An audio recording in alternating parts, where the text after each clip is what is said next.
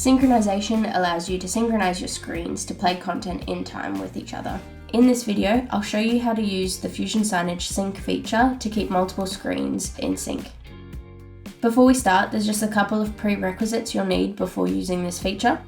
You'll need to have an advanced or a pro license.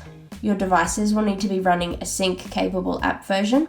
These are listed here on the screen. And you'll need a stable network.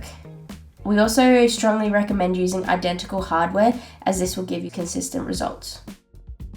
Here's how sync works. A sync group keeps screens in time by resyncing after every file in the playlist. For best results, we recommend that you give each screen playlists the same number of items and the same durations. To add a sync group, simply go to Deployed, Synced, and add a new sync group.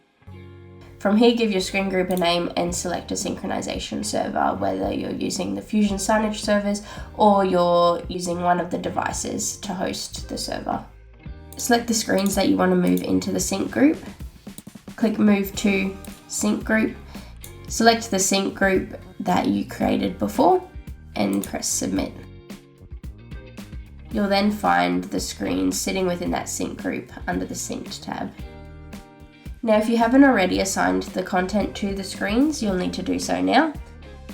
If you need to make any changes, such as renaming the sync group or editing the synchronization servers, you can do so with these three dots here.